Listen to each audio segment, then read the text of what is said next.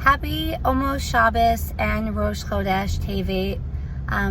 This week's Parsha, Miketz, is a really, really special Parsha because this is the one where Yosef, who started off in the pit, being sold as a slave into Egypt, somehow becomes the second in command, the viceroy of Egypt.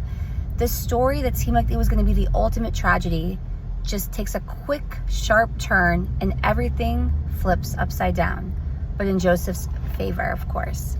Now, what I find so interesting is that this Parsha, Miketz, always falls on Chanukah, no matter what.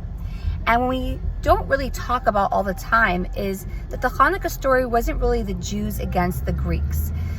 The Greeks that we were fighting were the Hellenized Greek Jews.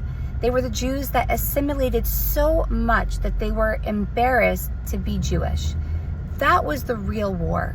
It was those assimilated Jews that convinced the Greek officials to desecrate the temple. They were embarrassed by Shabbat. They were embarrassed by the sacrifices. They were just embarrassed to be Jewish. So what does this have to do with Joseph? Well, Joseph, despite having everyone in his immediate family turn on him, he never turns on God. He always distinguishes himself apart from the Egyptians while he's in their prison. And even when he rises up, he gives credit to God. It was God that helped him interpret the dreams. It was God that sent him down to Egypt. It was God that was orchestrating this entire plan. Yosef was not only not ashamed to be Jewish, he was proud. He was always proud of his heritage, even when he had all the reason in the world to turn his back on his brothers, his father, and God.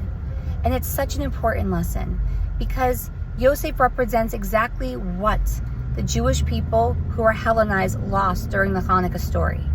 Now, why do you think we put the menorah in the window to Persune Misa, to beautify and publicize this holiday?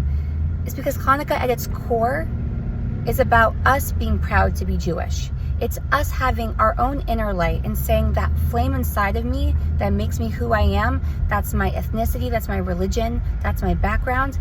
I want that to shine bright, and I'm going to publicize my identity to the entire world. We stand proud to be Jews on Chanukah. We act like Yosef.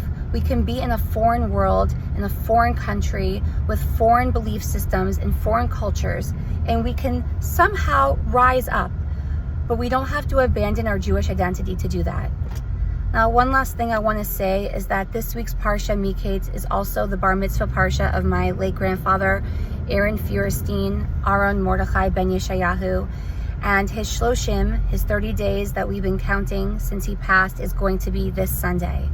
It's no coincidence to me that my Zaidi, who would have had his anniversary of his bar mitzvah this weekend, this was his bar mitzvah Parsha. This is who he was.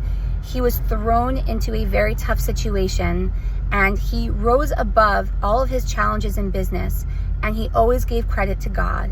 And he always credited God for what he did. He said the Torah says you have to pay your workers. And that was why when he had his fire, he paid everyone's salary. And we can realize that our free will that we have is in the choices that we make. But in a lot of ways, we're predestined to be in those choices. My Zaidi was for sure a Yosef. He was somebody who rose up to the challenge and always gave credit to God. He was the proudest of Jews. He was such a light, and it is just so special to me that I still feel his presence and his energy and his blessings even when he's not here, because there are no coincidences. Everything happens for a reason, and if we just looked a little bit closer at all the signs around us, everything would be illuminated. Shabbat Shalom.